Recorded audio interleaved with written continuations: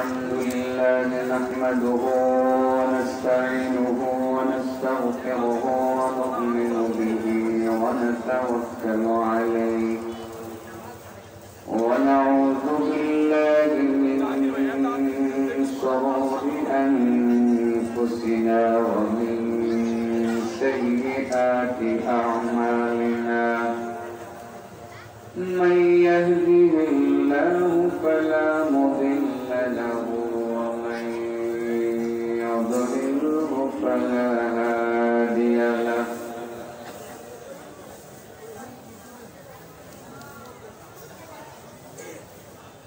ونشهد أن لا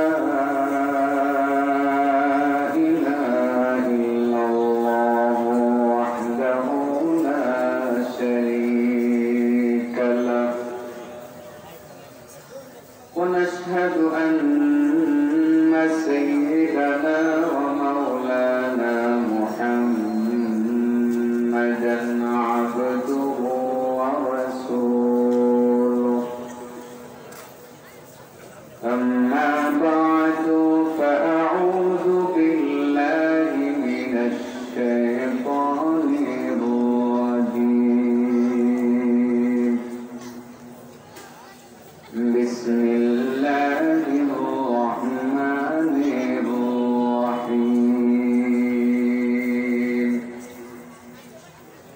وأنفقوا مما رزقناكم من قبل أن يأتي أحدكم الموت فيقول رب لولا أخرتني إلى أجل قريب فأصدق وأكن من الصالحين ولن يؤخر الله نفسا إذا جاء أجلها والله خبير بما تعملون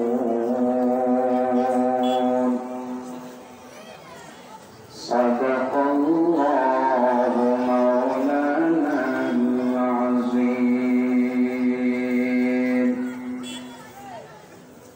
اللهم صل على محمد وعلى آل محمد كما صليت على إبراهيم وعلى آل إبراهيم إنك حميد مجيد اللهم بارك على محمد وعلى آل محمد كما باركت على إبراهيم وعلى آل إبراهيم إنك حميد مجيد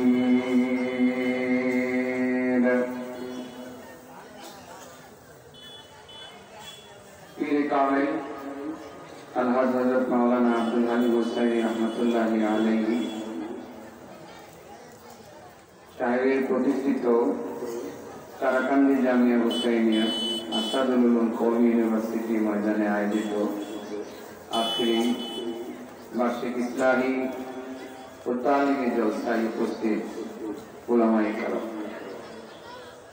সম্মানিত মুরব্বিয়ান, প্রিয় যুবক বন্ধুরা, পর্দার আড়ালে আছেন পর্দাশীল মা বোনেরা,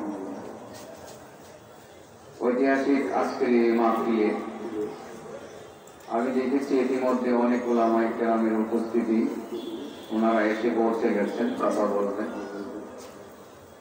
আশপাশে আমার অনেক বয়ান আমি করেছি, কিন্তু আল্লাহর ওলির এই মাহফিলে এবারই আমার করা প্রথম। আমি আজকে গর্ববোধ করতেছি, নিজের কাছে খুব ভালো লাগতেছে, খুব স্বস্তি ফিল করতেছি। সারাটি জীবন শুনে আসছিলাম যে আব্দুল হালিম হুসাইনির প্রতিষ্ঠিত প্রতিষ্ঠানের মাহফিলটা একটা ঐতিহাসিক মাহফিল। শুধু শুনেছি, কিন্তু এবার প্রথম আমার আসার সুযোগ হয়েছে। আশপাশে আমি বিভিন্ন জায়গায় এসেছি এবং কথাও বলেছি। আপনাদের তারাকান্দি বাজারে মনে হয় টানা 7-8 বছর যাওয়া জানি। যাই হোক, আমার এই কথাটা বলার পিছনে উদ্দেশ্য হলো আমি যে আজকে ধন্য গর্বিত সেটা দেখতে পাবো। আমাকে সুনির্দিষ্ট কিছু বিষয় বলার জন্য নির্দেশনা দেওয়া আছে, তারপরে আমি আমার মতো করে আজকে একটি স্বপ্নের কথা আপনাদের সামনে উত্থাপন করার চেষ্টা করব। আপনারা যারা আমাকে জানেন অবশ্যই এভাবে জানেন যে আমি একটা শিরোনাম আগে উত্থাপন করে আমার আলোচনা আমি শুরু করি। আমার আজকের শিরোনাম হলো একটি স্বপ্ন। বলেন, আলোচনার বিষয় কি বলেন? শিরোনাম, যেটাকে এই মাদ্রাসায় পড়ানো হয় বুখারী শরীফ। এই বুখারী শরীফের ভাষায় এটাকে বলা হয় তরজমাতুল বাম, যেটা আমাদের দাওরা হাদিসের ছাত্ররা তারা বেশি বোঝে। আজকে আমার শিরোনাম হলো, বলেন, একটি স্বপ্ন। স্বপ্নটা কিন্তু সাধারণ কোন স্বপ্ন না, এই পৃথিবীর অন্যতম একটি শ্রেষ্ঠ স্বপ্ন। সুবহানাল্লাহ। স্বপ্নটা কিন্তু আমি আতিকুল্লাহর না, এই পৃথিবীর কোন সাধারণ মানুষের না। স্বপ্নটা হলো সর্বকালের সর্বশ্রেষ্ঠ মহামানব বিশ্ব নবী মুহাম্মদ রাসূলুল্লাহ সাল্লাল্লাহু আলাইহি ওয়াসাল্লাম। তাহলে আপনারা কি আমার নবীর স্বপ্নটা শুনবেন? আমার নবী আবার কি স্বপ্ন দেখছেন সেটা শুনতে আপনারা আগ্রহী? হ্যাঁ, আজকে আমি কালকেই তো আমাদের এই প্রতিষ্ঠানের সাইকুল হাদিস মহোদয় শ্বশুর বাড়ির মাহফিলে ছিলাম। সেখানে গিয়ে যখন বসছিলাম, দিনের বেলা বয়ান ছিল আমার, 2 ভদ্রলোক সাগরদি থেকে গেলে, কেন আসছেন তো হুজুর? স্বপ্ন দিচ্ছে, একটা স্বপ্নটা বলার জন্য আসছে। তারা স্বপ্ন বলার জন্য আসছে। দুনিয়ার মানুষ তারা স্বপ্ন দেখে, আমিও দেখি, মাঝে মধ্যে দেখি আকাশ থেকে উঠতেছি, উঠতে উঠতে আমেরিকা চলে গেছে। আপনারা তো দেখেনি না, অস্বীকার করতে পারবেন? হ্যাঁ, মাঝে মধ্যে স্বপ্ন দেখতাম, আগে মক্কা মদিনায় যাওয়ার আগে স্বপ্ন দেখতাম যে আমি মক্কা মদিনায় চলে গেছি। এখন তো আল্লাহ প্রতি বছরই আল্লাহর ইচ্ছায় যেতে পারি, আল্লাহ নেন। শুধু গতবার করোনা জনিত কারণে যাওয়া হয় না, কিন্তু যাওয়ার আগে বারবার স্বপ্ন দেখেছি। আমার স্বপ্ন আর আপনাদের স্বপ্ন আর মুহাম্মদ রাসূলুল্লাহ স্বপ্ন, এগুলোর মধ্যে পার্থক্য আছে না? আমার নবীর স্বপ্ন তো শুধু স্বপ্ন না, সেটা ওঠে, সেটা বাস্তব শুধু না, বাস্তবের চেয়ে বাস্তব, ঠিক না? তাহলে আমার নবী একটা স্বপ্ন আজকে আপনাদের সামনে আমি বলবো। লম্বা স্বপ্নে আমি মাত্র কিছু অংশ বলবো, 6টা পয়েন্ট বলবো। এবার স্বপ্নটা আমি কোত্থেকে বললাম? একটি স্বপ্ন বুখারী শরীফের প্রথম খণ্ডে আছে, যে হাদিসটি সামুরা ইবনে জুনদুব বর্ণনা করেছে। সেখানে পয়েন্ট আছে অনলি 9টা। সেটা আজকে আমি বলতে যাচ্ছি না, এই জন্য এই মাদ্রাসার ছাত্ররা সেই হাদিসটা পড়তেছে এবং সাইকুল হাদিসটা পড়াচ্ছে। সামুরা ইবনে জুনদুব থেকে বর্ণিত যে হাদিসটি, এটা আজকে বলছে। আমি আরেকটি কিতাব থেকে বলছি। আমি এখানে বসে বসে চিন্তা করতেছিলাম যে মিলে যায় কিনা, মিলে গেছে। এই হাদিসটার ব্যাপারে আরেক হুসাইনি সাহেব হাদিসটার ব্যাপারে উনি মন্তব্য করেছেন যে আমার জানা মতে হাদিসটা সহিহ। উনি ছিলেন হযরত মাওলানা হুসাইন আহমদ মাদানী। এই মদনী খলিফা কিন্তু হুসাইনি সাহেব। কিতাবটার নাম, আপনার কিতাবের লেখকের নাম ইমাম আবু আব্দুল্লাহ ইবনুল কাইয়িম আল জাওজি। ইমাম শামসুদ্দিন আবু আব্দুল্লাহ ইবনুল কাইয়িম আল জাওজি।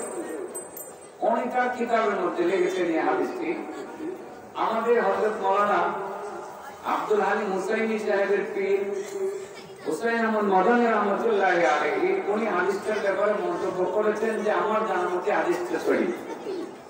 তার মানে একটা সূত্র এখানে খুঁজে পেয়ে গেল, তাই না? একটা সূত্র। সেই হাদিসটি আপনাদের সামনে বলছি। এটা কিন্তু আপনারা বুখারী শরীফে খোঁজাখুঁজি করলে পাবেন না, মুসলিম শরীফে আপনারা খোঁজাখুঁজি করলে পাবেন না। হাদিসের তো আরো অনেক গ্রন্থ আছে, আছে না নাই? আছে। সেই হাদিসটি আপনাদের সামনে তুলে ধরবো, যেখানে আল্লাহ নবীর স্বপ্নের পয়েন্ট প্রায় 50টার উপরে। আমি ওয়ানলি 6টা বলবো। কটা বলবো?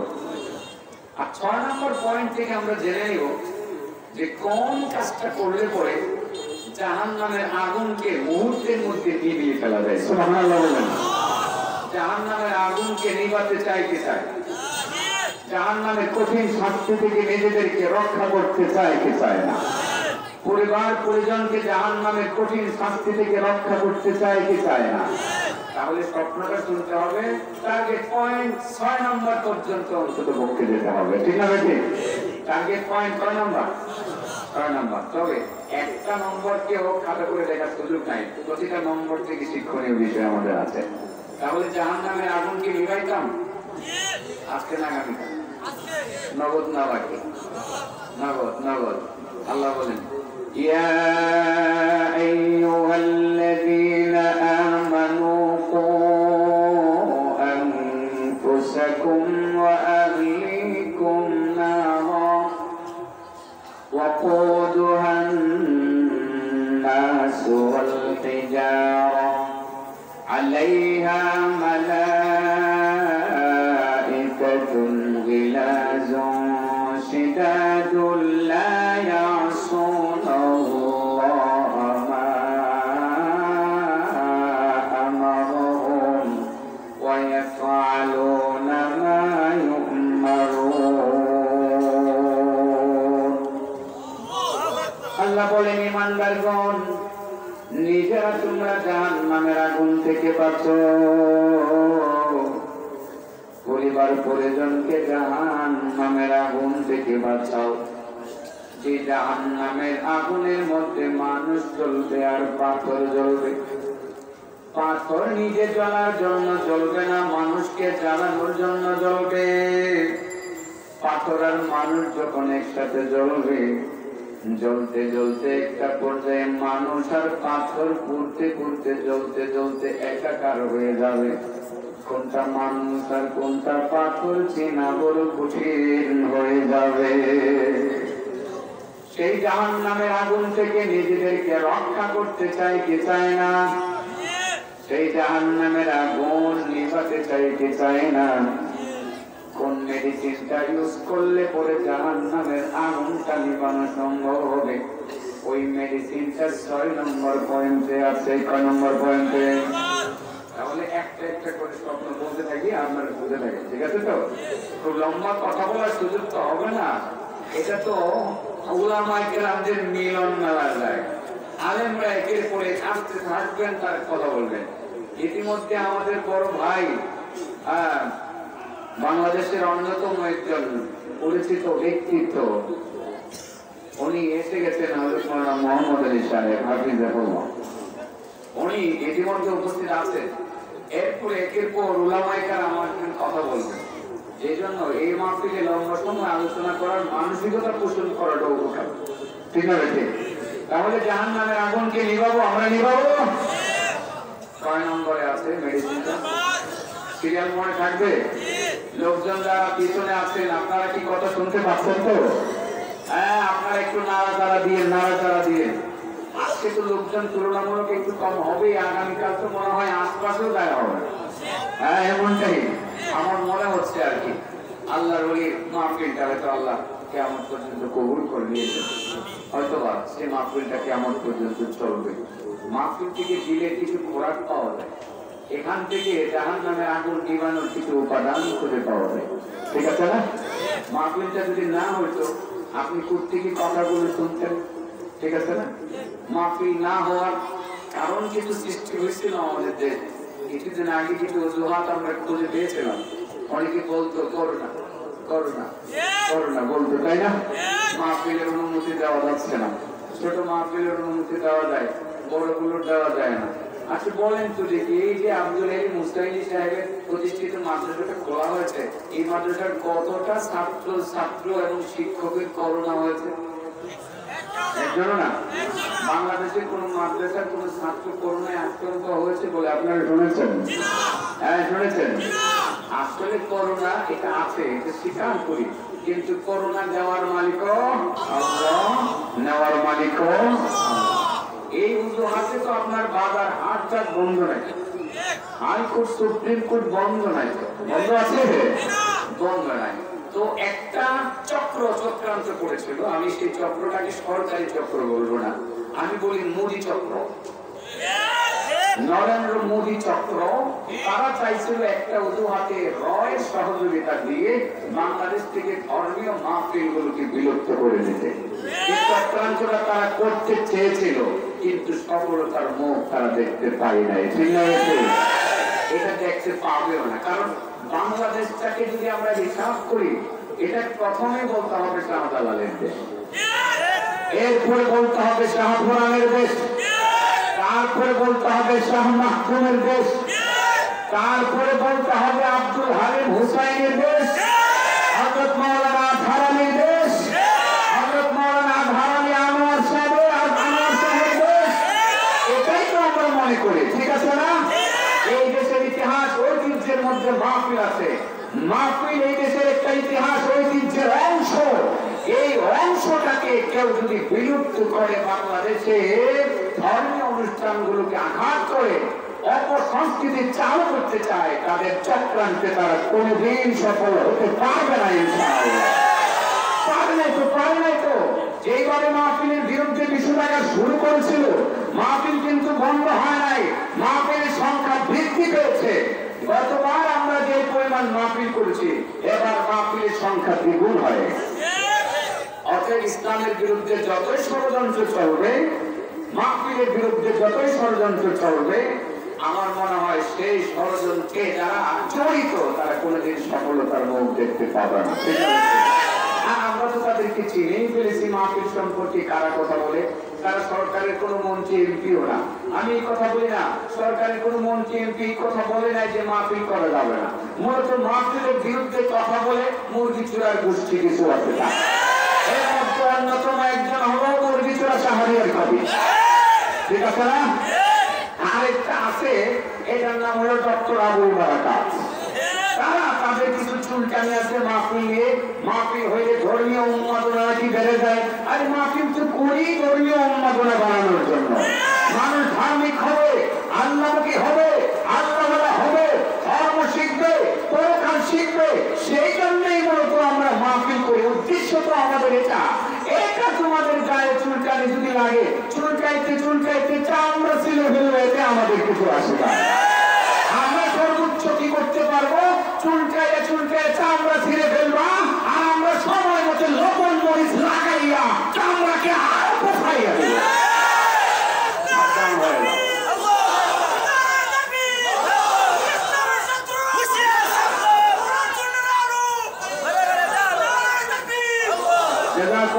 নবীর স্বপ্নটা শিখতে এসেছেন, তাই না? জাহান্নামের আগুন নিবানো লাগবে তো, কয় নাম্বার পয়েন্টে আছে?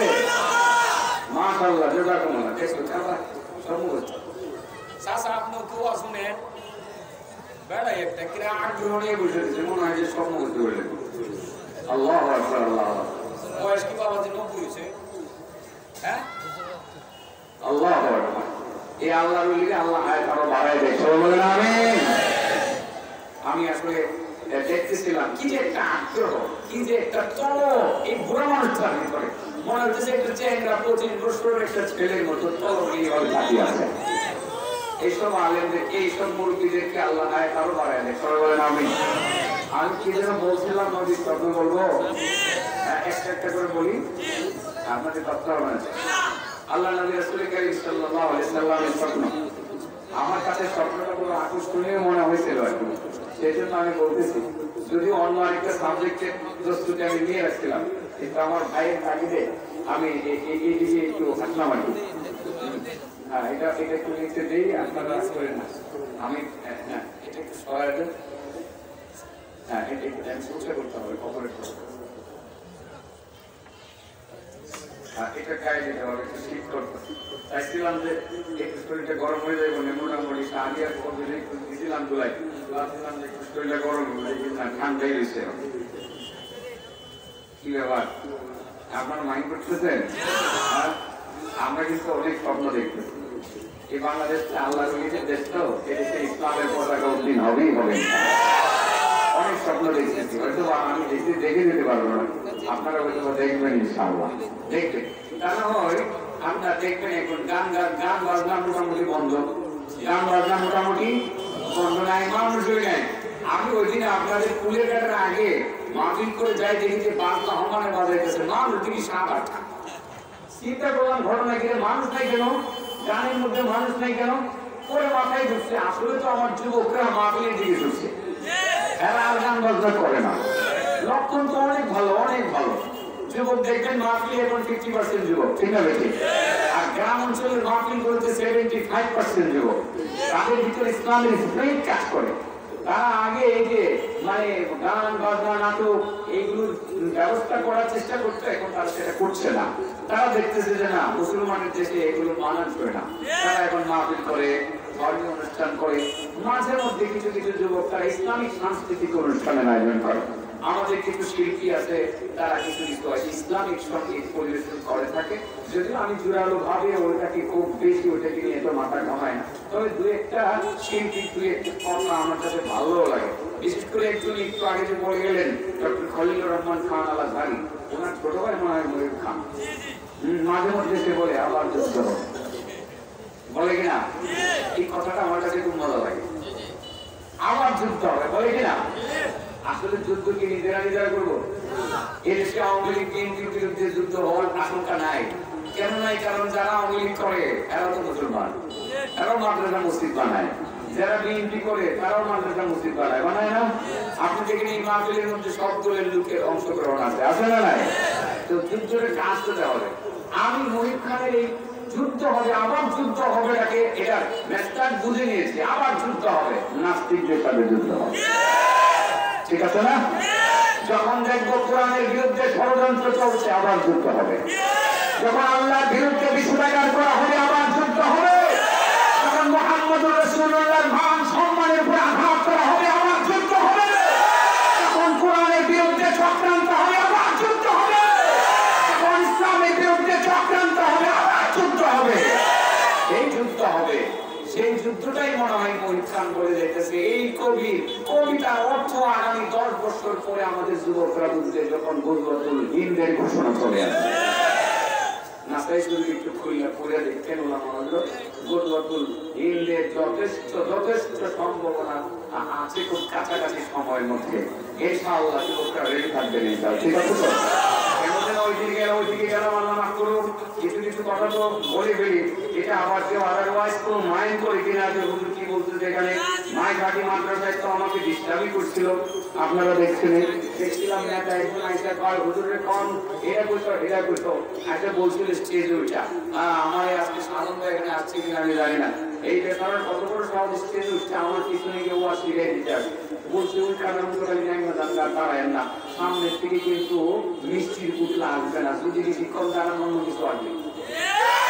হ্যাঁ, মাঝে মধ্যে কিছু কথা আমরা বলি আসলে সত্য অসত্য দুটার মধ্যে পার্থক্য সৃষ্টি করার জন্য। কিছু অতি উৎসাহী মানুষ গায়ে মেখেন, সেই ইচ্ছা করে আসে যে এটা আমার হয়, আমার বিরুদ্ধে বলছে। এই বুকা, তোর বিরুদ্ধে বলার জন্য আমাদের দরকার আছে নাকি? আমি তো চাই তোর হেদায়েত। চেয়ারম্যান মাহফিলে কি বলবো দেখছেন কুমিল্লা আসামে, তো আমি সন্ত্রাসী থেকে নেতা হয়েছি, সে নিজে স্বীকার করে সন্ত্রাসী থেকে নেতা হয়েছে। যুদ্ধটা হবে সন্ত্রাসের বিরুদ্ধে। মহিব খানের কবিতাটা আরো 10 বছর পরে বলতেন যুদ্ধ হবে কার বিরুদ্ধে? সন্ত্রাসের বিরুদ্ধে। এইসব সন্ত্রাসীরা যারা মাহফিলে গিয়ে ওলামা হযরতদেরকে হুমকি দিবে, তাওহীদি জনতাকে হুমকি দিবে, ওই সন্ত্রাসীদের বিরুদ্ধে আবার যুদ্ধ হবে। এটাই মূলত মহিব খানের কবিতার অর্থ। আল্লামা ইকবালের কবিতা যেরকম আমরা এখন তাফসীর করি, একটা সময় মহিব খানের কবিতারও তাফসীর করবে। এটা আমাদের ছেলেরা দর্শন করবে ইনশাআল্লাহ। মাহফিলে দরকার আছে, এখানে আসছেন বিদায় তো এই স্বপ্নটা শুনতে পারবেন। এটা তো বুখারী শরীফে নাই, আমি আগেই বলছি। তাহলে শুরু করে যে স্বপ্নটা, আল্লাহ রাসূল সাল্লাল্লাহু আলাইহি সাল্লামের নিয়ম ছিল প্রত্যেকদিন ফজরের নামাজটুকু আদায় করে রাসূল করিম সাল্লাল্লাহু আলাইহি সাল্লাম সাহাবাদেরকে সামনে নিয়ে কথা বলতেন। আপনাদের মুসল্লিরা, ইমাম সাহেবরা যারা আপনারা দেখেন, সালামটা ফিরিয়ে কিন্তু মুসল্লি দিয়ে রাখেন। ঠিক না ঠিক? ফজর নামাজের সময় এমনটাই তো হয়। কেন ইমাম সাহেব দেখেন যে কেউ কোনো মাসালা জিজ্ঞাসা করেন কিনা, কারো কোনো ব্যক্তিগত কথা থাকতে পারে, পারিবারিক কিছু কথা থাকতে পারে, এরকম হতে পারে না? এরকম হতে পারে। রাসূল করিম সাল্লাল্লাহু আলাইহি সাল্লাম ফজর নামাজ পড়েই মুসল্লিদের দিকে তিনি তাকাইতেন, তাকাইয়া ওনাদের কাছ থেকে অনেক কথা শুনতেন। প্রত্যেকেই তার সাথে হয়তো বা বলতো, কেউ বলতো, কেউ বলতেন, কেউ বলতেন না। নবীর কাছে এসে স্বপ্ন বলতেন। কি বলতেন? স্বপ্ন বলতেন। একদিন কেউ কোনো কিছু বলেন নাই, কেউ কোনো কিছু বলেন নাই। রাসূল করিম সাল্লাল্লাহু আলাইহি ওয়াসাল্লাম উনি যখন দেখেছেন কেউ কোনো কিছু বলেন নাই, তিনি আস্তে করে তিনি উঠে গেলেন, বের হয়ে চলে গেলেন। কাউকে সাথে নিলেন না। আবু বকর সাথে নাই, ওমর সাথে নাই, ওসমান সাথে নাই, কেউ সাথে নাই। একা একা একা একা হেঁটে হেঁটে মদিনার এক গলির ভিতরে ঢুকলেন। ঢুকে এক সাহাবীর বাড়িতে গেলেন, যার নাম আব্দুর রহমান ইবনে সামরা। নাম কি? একটু আরেকটা কাজও আছে। তাইলে আমি পর্যাপ্ত সময় দিয়েছি, ভাবছিলাম সারা একটা শেষ করলাম। আমার মনে হয় মহব্বত করে সময় বাড়াই দিচ্ছে আর কি। মহব্বত যেহেতু করে আমি ইনশাআল্লাহ চেষ্টা করবো ওনাদের এই টার্গেটটা ফুলফিল করার জন্য। আমার ওয়াজ 15 মিনিটের ভিতরে শেষ হবে, আর 15 মিনিট আমি আপনাদের আগুনটা নিবানোর জন্য মেডিসিনটা দিয়ে দিব। ঠিক আছে তো ইনশাআল্লাহ? এটা 6 নম্বর পয়েন্টের মধ্যে চলে আসবে ইনশাআল্লাহ। যে কথাটা বলছিলাম, রাসূল করিম সাল্লাল্লাহু আলাইহি সাল্লাম ফজর নামাজের পরে হাঁটতে হাঁটতে আব্দুর রহমান ইবনে সামরার ঘরে গেলেন। দরজা নক করলেন। দরজা খুলে আব্দুর রহমান ইবনে সামরা বললেন, ইয়া রাসূলুল্লাহ, কি ব্যাপার? এমন ঘটনা তো কোনোদিন ঘটে নাই। বিনা দাওয়াতে আমার বাড়িতে আপনি এসে গেলেন। আমি তো শুধু আপনাকে পাইছি এমনটাই মনে হইতেছে না, আমি তো দেখতেছি আকাশের চাঁদ আমার ঘরের ভিতরে চলে আসছে। ইয়া রাসূলুল্লাহ, কেন আসছিলেন আপনি বিনা দাওয়াতে আমার বাড়িতে? নিশ্চয়ই কোনো কারণ আছে। আল্লাহর নবী বলেন, আব্দুর রহমান ইবনে সামরা, তুমি বুঝতে পেরেছো, কারণ তো আছে। ও আব্দুর রহমান ইবনে সামরা, শোনো, গত রাত্রে আমি একটা স্বপ্ন দেখেছি। সাধারণত আমার সাহাবারা স্বপ্ন দেখলে পরে আমার কাছে বর্ণনা করে আমি স্বপ্নের ব্যাখ্যা করি, কিন্তু আজকে সকালে কেউ কোনো স্বপ্ন বলে নাই। আমি একটা স্বপ্ন দেখছি, চিন্তা করলাম কার কাছে আমার স্বপ্নটা বলবো। আমার স্বপ্নটা মনে মনে সিদ্ধান্ত স্থির করলাম আমি তোমার কাছে বলবো। তুমি যদি অনুমতি দাও আমি তোমার কাছে আমার স্বপ্নটা বর্ণনা করব।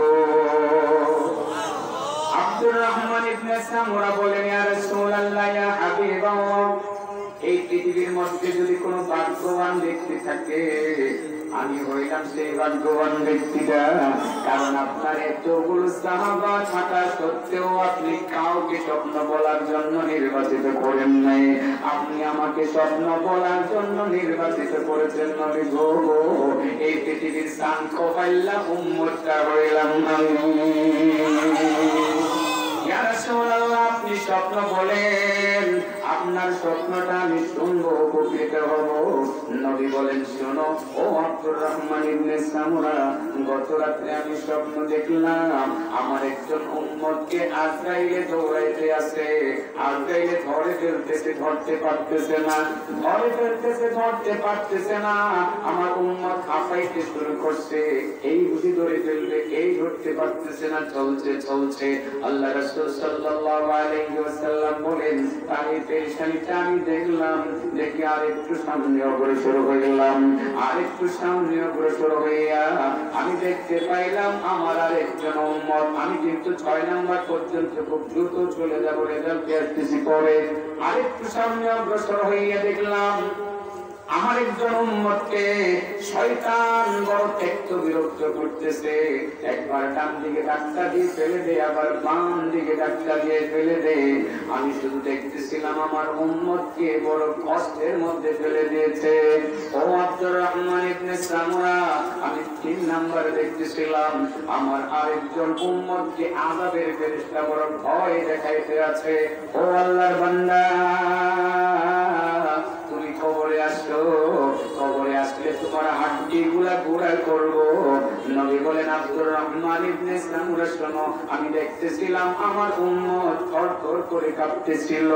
ও আব্দুর রহমান ইবনে সামরা, 4 নাম্বারে 3 নাম্বারে আমি দেখতেছিলাম, 4 নাম্বারে আমি দেখতেছিলাম, 7টা বলবো মনে হয়, 4 নাম্বারে আমি দেখতেছিলাম আমার আরেকজন উম্মত পানির জন্য হাহাকার করতেছে, কোথাও থেকে তার জন্য পানির ব্যবস্থা হচ্ছে না। এখানে সেখানে পানি আছে, কেউ তাকে পানি দিতে চায় না। যার কাছে যাই সেই তাকে বিতাড়িত করে দেয়, তাকে ওখান থেকে স্মরণ করে দেয়, সরাইয়ে দেয়। ও আব্দুর রহমান ইবনে সামুরা, আমি 5 নম্বরে দেখতেছিলাম আমার আরেকজন উম্মত বনি ইসরাইলের নবীদের মজলিসের কাছে গেল। বনি ইসরাইলের নবীরা গোল করে তারা মিটিং করতেছে। ঈসা নবী, মুসা নবী সহ সমস্ত নবীরা সেখানে বসে আছে। আমার একজন উম্মত সেই নবীদের কাছে গিয়ে যখন বসলো, মুসা নবী একটা ধমক দিয়ে আমার উম্মতটাকে সরাইয়া দিল। ও আব্দুর রহমান ইবনে সামুরা, আমার মনে বড় ব্যথা লাগলো। আমার উম্মতকে মুসা নবী এমন ভাবে সরাইয়া দিল। নবী উম্মতের জন্য কত দরদি ছিলেন। ও আব্দুর রহমান ইবনে সামুরা, আমি 6 নম্বরে দেখতেছিলাম একটি জায়গা অন্ধকার, অন্ধকার আর অন্ধকার। অন্ধকারের মধ্যে আমার একজন উম্মত দাঁড়িয়ে আছে, কিছুতেই অন্ধকার থেকে নিজেকে মুক্ত করতে পারতেছে না, শত চেষ্টা করে সে ব্যর্থ হইতেছে। ও আব্দুর রহমান ইবনে সামুরা, শোনো, আমি 7 নম্বরে দেখতেছিলাম আমার আরেকজন উম্মত এমন একটি জায়গাতে দাঁড়ানো আছে যার চতুর্দিকে শুধু আগুন, আগুন আর আগুন। মাঝের খালি জায়গাটার মধ্যে আমার উম্মত দাঁড়ানো আছে। সে যখন আগুন থেকে নিজেকে রক্ষা করতে চায়, ডান দিকে গেলে আগুনের সাথে টাচ লাগে, বাম দিকে গেলে আগুনের সাথে টাচ লাগে, সামনে গেলে আগুনের সাথে টাচ লাগে, পিছনে গেলেও আগুনের সাথে টাচ লাগে। আমার উম্মত শত চেষ্টা করেও সে নিজেকে আগুন থেকে বের করতে পারতেছে না। সেটা হলো 7 নম্বর পয়েন্টে আগুন নিবানোর কথা আছে। একটা পয়েন্ট এখানে আমি কম বলছিলাম, আমি লিখছি মধ্যে 7টা, আমি বলছিলাম 6টা, আসলে তো 52টা পয়েন্ট আছে। এখানে বসে বসে যতটুকু লিখলাম আর কি। তাহলে প্রথম কি দেখলেন? আজরাইল কি করতেছে? দৌড়াইতেছে।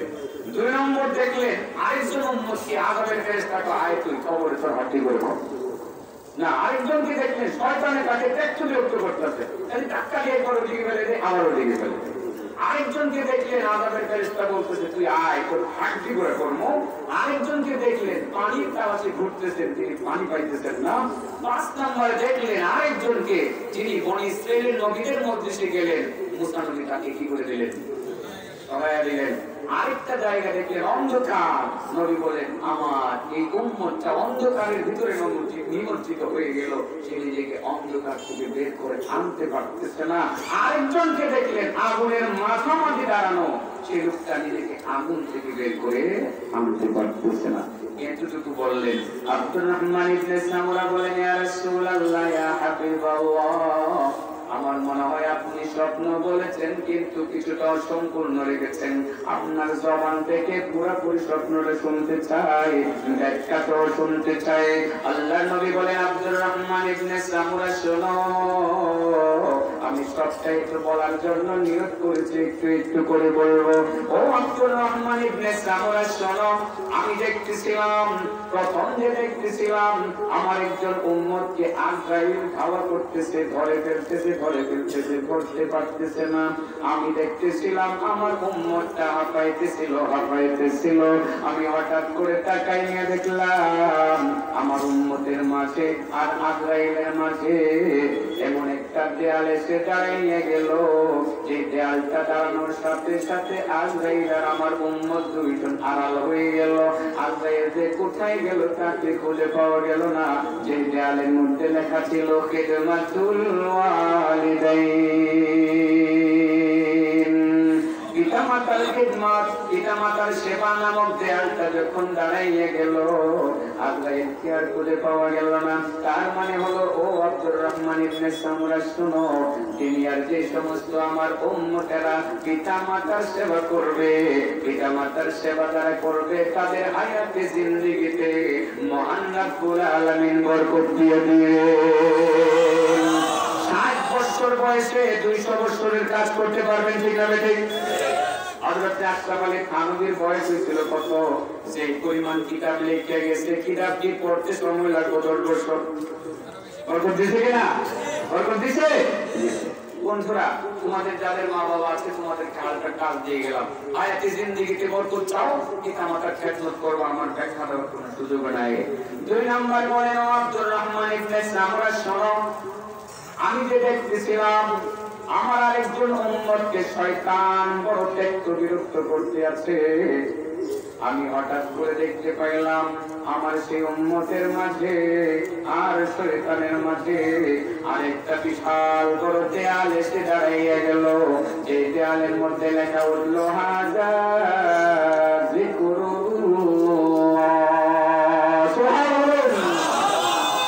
ও আমার বান্দা, এটা আমি আল্লাহর জিকিরের দেয়াল।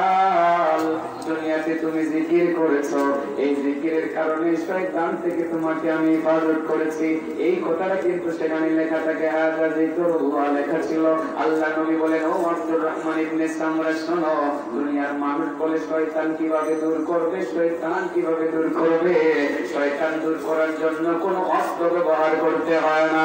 শয়তান দূর করার জন্য জিকির যথেষ্ট। জিকির আপনি যখন বেশি বেশি জিকির শুরু করে দিবেন, শয়তানের মধ্যে আপনার মধ্যে বিশাল বড় দেয়াল এসে দাঁড়াইয়া যাইব। শয়তান আপনার ধারে কাছেও ভিড়তে পারবে না। সুবহানাল্লাহ। এই জিকির লাভ আছে না নাই? লা ইলাহা ইল্লাল্লাহ জিকির করবেন বাবা, সুবহানাল্লাহ তাসবিহ পাঠ করবেন, লা ইলাহা ইল্লাল্লাহ এমন জিকির জীবনের শুরুতে একবার করেছিলেন, মৃত্যুর আগে আপনি আরেকবার জিকিরটা করতে পারছেন। মরণের আগে শুধু উচ্চারণ করে নিয়েছেন, লা ইলাহা ইল্লাল্লাহ, লা ইলাহা ইল্লাল্লাহ। ও বাবা, জীবনের শুরুতে কালিমাটা পড়তে পেরেছিলেন, আর মরণের আগে হাসি খুশি মনে কালিমাটা আপনি পড়তে পেরেছেন। এর ভিতরে যদি 1000 বছর আপনি হায়াত পেয়ে থাকেন, আল্লাহ নবী বলেন, লা ইউসআলু আন যামবিন ওয়াহিদিন। এই জীবনের শেষ প্রান্তে যদি লা ইলাহা ইল্লাল্লাহ উচ্চারণ করে মরতে পারে, 1000 বছর যদি সে হাজার হাজার কোটি কোটি গুনাহ করে থাকে, আসরের ময়দানে আল্লাহ তাকে একটা গুনাহ সম্পর্কেও জিজ্ঞাসা করবেন না। এই জন্য মরণের সময় কালিমা নসিব হওয়া এটা বড় বিশাল বড় দৌলত, ঠিক না ঠিক? এমনিতে এটা হবে না, চর্চা করতে হবে, এই কালিমার চাহিদা পূরণ করতে হবে। নামাজ, রোজা, হজ, যাকাত সহ যাবতীয় আমলগুলো যখন নিয়মিত আপনি করতে পারবেন, আপনি মরণের আগে অবশ্যই অবশ্যই কালিমা উচ্চারণ করে মরতে পারবেন, ঠিক না বেঠে? বোঝানোর জন্য ছোট্ট করে হাদিস একটা বলে ফেলি। 6 নম্বর পয়েন্টের আলোচনা চলতে হয়েছে, 2 নম্বর, বাকিগুলো বলতে সময় লাগবে না, সময় লাগবে না, টেনশন করে যাবে। বাবুর্চি আলাউদ্দিন যেখানে থাকেন দ্রুত অফিসে যোগাযোগ করেন। বাবুর্চি আলাউদ্দিন যেখানে থাকেন দ্রুত অফিসে যোগাযোগ করেন। মনে খাওয়াই বল, যাই হোক, খাওয়া দাওয়ার বিষয় এটা হাদিস শুনেতাম। এই বিষয়টা আনাস ইবনে মালিক থেকে বর্ণিত, তিনি বলেন, ইন্না আবু বকর দাখালা আলা নবী সাল্লাল্লাহু আলাইহি ওয়াসাল্লাম ওয়া হুয়া কাইবুন। আবু বকর একদিন আল্লাহর নবীর কাছে আসলেন, বেশ 2-3 দিন ছিলেন না, কোথাও ছিলেন, মনটা অত্যন্ত খারাপ, চেহারার মধ্যে বিষণ্ণতার ভাব। আবু বকরের চেহারা খারাপ দেখলে কি আমার নবীর কাছে ভালো লাগবে? ভালো লাগবে না। আল্লাহ রাসূল আবু বকরকে ডাক দিয়ে বললেন, ইয়া আবু বকর মালি আরাকা কাইবান। কি হলো তোমার? তোমাকে একেবারে ক্লান্ত পরিশ্রান্ত দেখতে পাচ্ছি, তোমার মনটাও ভালো না, বিষণ্ণতার ভাব তোমার চেহারার মধ্যে ফুটে উঠছে। আবু বকর বলেন, ইয়া রাসূলুল্লাহ কুনতু ইনদা ইবনি আম্মি লি আল-বারিহা। বারিহা মানে গত রাত আমার এক চাচাতো ভাইয়ের কাছে আমি ছিলাম। ও হুয়া ইয়াকিদু বিনাফসি, চুলার কথা, এটার অনেক ব্যাখ্যা আছে। তিনি মারা গেছেন, তিনি গত রাতে মারা গেছেন, তার কাছে আমি ছিলাম, তার মৃত্যু সজ্জায় আমি তার পাশে ছিলাম, আমার সামনে তিনি মারা গেছেন। ভাইটাকে দেখে আসছি, তার গোসল করালাম, জানাজা করাইলাম, দাফন করলাম, সব করলাম। তো আপনার কাছে তো ভাইটা মারা গেল, এর জন্য মনটা একটু খারাপ। আল্লাহ নবী বলেন, হাল লাকানতাহু বিলা ইলাহা ইল্লাল্লাহ। আবু বকর সে যখন মৃত্যু সজ্জায় শায়িত ছিল, সাকরাত যখন তার শুরু হয়েছিল, ওই সময় কি তার পাশে তুমি লা ইলাহা ইল্লাল্লাহ এর তালকিন দিয়েছিলাম? সাবধান, কানে কানে গিয়ে পড়েন বলবেন না, কাছে বসে বসে পড়বেন, ঠিক আছে? আস্তে আস্তে পড়বেন। আবু বকর বলেন, না আমি রাসূলুল্লাহ কুনতু, আমি সেটা বলছিলাম। আল্লাহ রাসূল বলেন তাহাল ক্বালাহা, তুমি যে তার সামনে লা ইলাহা ইল্লাল্লাহ পড়েছিলা, সে কি তোমার সাথে একটিবারের জন্য লা ইলাহা ইল্লাল্লাহ পড়েছিল? আবু বকর বলেন নাম ইয়া রাসূলুল্লাহ, নবী গো আমি যখন লা ইলাহা ইল্লাল্লাহ এর তালকিন দিতেছিলাম, আমার এই ভাইটা আমার সাথে সাথে লা ইলাহা ইল্লাল্লাহ পড়তেছিল। আল্লাহ নবী বলেন আবু হুরায়রা, তাহলে তুমি কেন আবু বকর, তুমি কেন টেনশন করতেছো? আর তো টেনশনের কারণ নাই। কাদ ওয়াজাবাত লাহুল জান্নাহ, তার জন্য জান্নাত ওয়াজিব হয়ে গেছে। আবু বকর লোভ লেগে গেছে, একটু লোভ লেগে গেছে। হ্যাঁ, এই লোকটা আমার ভাই, জীবনের শেষে কালিমা পড়ে জান্নাতে যাইবো গা। তারপরে আমরা যারা বাচ্চা আছি, তাহলে আমাদের কোন লাভটা পাচ্ছি কিনা একটু জানি না লই। আবু বকর বলে ইয়া রাসূলুল্লাহ, ও কাইফা হিয়া লিল আহিয়া, আমরা যারা জীবিত এখন মরি নাই, আমরা যদি এই কালিমাটা বেশি বেশি পড়ি আমাদের কি লাভ? আল্লাহ রাসূল তিনবার বললেন ইয়া বাবাকাম ইয়া আদামু লিযুনুবিহিম, ইয়া আদামু লিযুনুবিহিম, ইয়া আদামু লিযুনুবিহিম।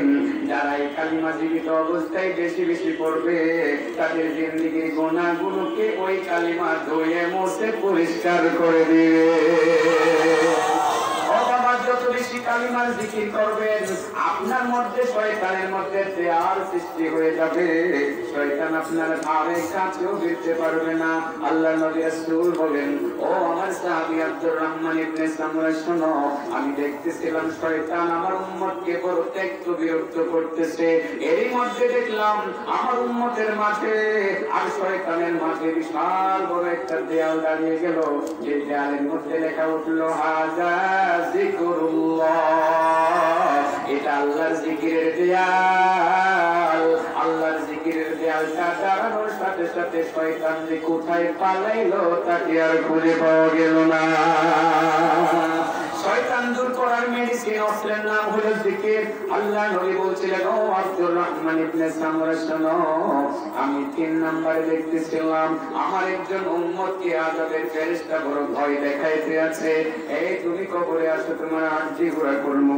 নবী বলেন, এরই মধ্যে আমি হঠাৎ করে তাকাইয়া দেখলাম আমার উম্মতের মাঝে আর আযাবের ফেরেশতার মাঝে বিশাল বড় আরেকটা দেয়াল দাঁড়াইয়া গেল।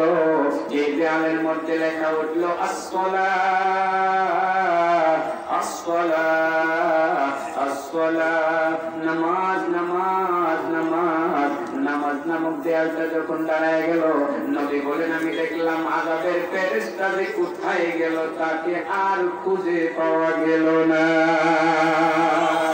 তার মানে আব্দুর রহমান ইবনে সামরা, শোনো, আল্লাহর কোন বান্দা যদি 5 ওয়াক্তের নামাজ ভালোভাবে যত্ন সহকারে আদায় করতে পারে, ওই 5 ওয়াক্তের নামাজ তার কবরের মধ্যে 5টা দেয়ালে রূপান্তরিত হইয়া যাবে।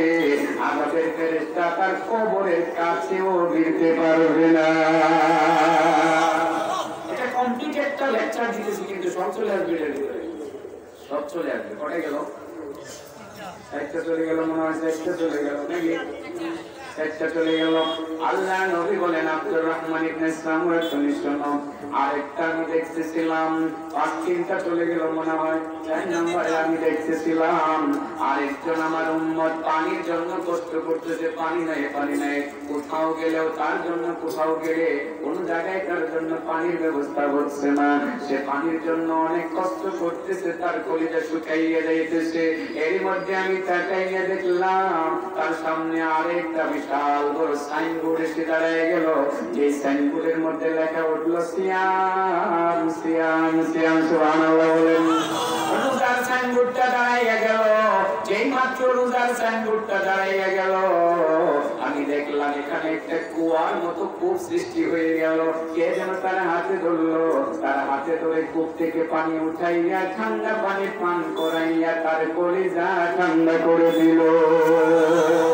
ও আব্দুর রহমান ইবনে সামরা, তার মানে হলো আমার উম্মতের মধ্যে যারা রমজান মাসে রোজা রাখবে, আসরের ময়দানে পানির পিপাসা যখন লাগবে, তাদের কোনো কষ্ট করতে হবে না, হাউজে কাউসারের পাড়ে যাবে, আমি নবী নিজে তাদেরকে ঠান্ডা পানি পান করাইয়া কলিজা ঠান্ডা করে দিব।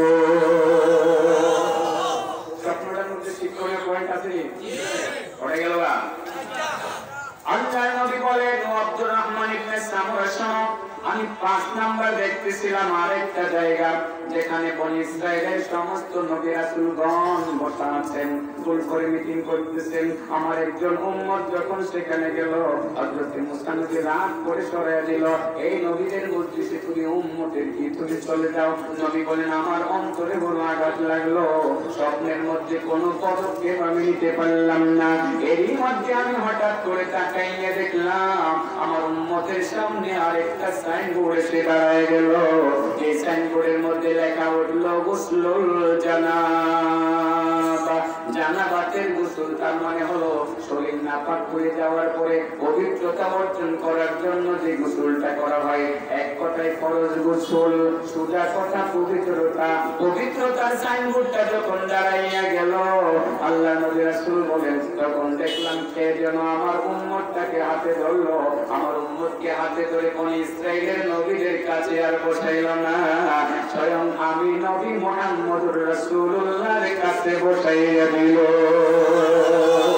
তার মানে হলো আব্দুর রহমান ইবনে সামুরা শোনো, আমার উম্মতের মধ্যে যারা পবিত্রতা অর্জন করে থাকবে, আসরের ময়দানে মুসা নবীর কাছে তাদের বসতে হবে না, আমার উম্মতেরা স্বয়ং আমি নবী মুহাম্মদুর রাসূলুল্লাহর কাছে বসার জায়গা পাবে।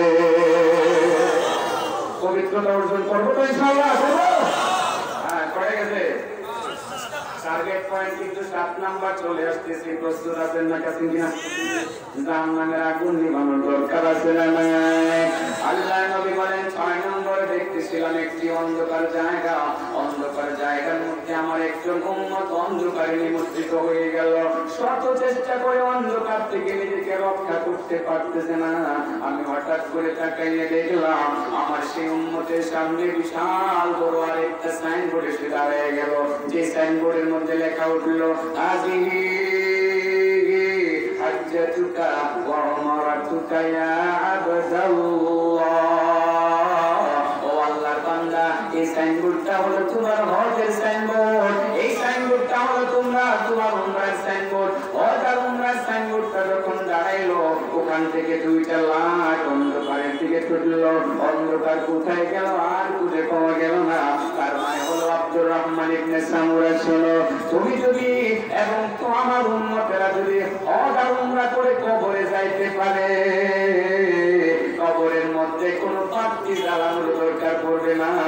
হজ আর উমরা 2টা বাতি হয়ে কবরের মধ্যে আলো দিতে থাকবে, কিয়ামত পর্যন্ত কবরটা আলোকিত হয়ে থাকবে। আল্লাহু আকবার। কমপ্লিট স্বপ্ন, বিশাল স্বপ্ন। তো আমি মাত্র কয়েকটা পয়েন্ট বললাম, আমার টার্গেট পয়েন্টের মধ্যে চলে আসছে 7 নাম্বার, জাহান্নামের আগুন নিভাইতে হবে না। রাসূল বলেন, আব্দুর রহমান ইবনে সামুরা শোনো, আমি 7 নাম্বারে দেখতেছিলাম আমার একজন উম্মতকে একটি জায়গায় চতুর্দিকে আগুন আর আগুন, আগুনের মাঝে আমার উম্মত দাঁড়ানো আছে, তার শরীরে আগুন লাগে না, কিন্তু বের হইতে গেলে ডান দিকে গেলে লাগে, বাম দিকে গেলে লাগে, সামনে গেলে লাগে, পিছনে গেলে লাগে। আমার উম্মত কিছুতে সে আগুন থেকে নিজেকে বের করে আনতে পারতেছে না। আমি হঠাৎ করে তাকাইয়া দেখলাম আমার সেই উম্মতের সামনে বিশাল বড় আরেকটা সাইনবোর্ড দাঁড়াইয়া গেল। যে সাইনবোর্ডের মধ্যে লেখা উঠলো, আজিহি সাদাকাতুকা ইয়া আবদাল্লাহ। সুবহানাল্লাহ। তো আল্লাহর বান্দা, এটা তোমার দান খায়রাত আর সদকার সাইনবোর্ড। যেই মাত্র দান খায়রাত আর সদকার সাইনবোর্ডটা এসে দাঁড়াইয়া গেল, নবী বলেন, আমি দেখলাম তার সামনে যে আগুনের বাগানটা ছিল, আগুনের বাগানটা মুহূর্তের মধ্যে ফুলের বাগানে রূপান্তরিত হয়ে গেল। তার মানে হলো, ও আব্দুর রহমান ইবনে সামুরা শোনো, যারা খাঁটি নিয়তে দান খায়রাত করবে, তাদের এই দান খায়রাতের কারণে জাহান্নামের আগুন নিভানো সম্ভব হবে।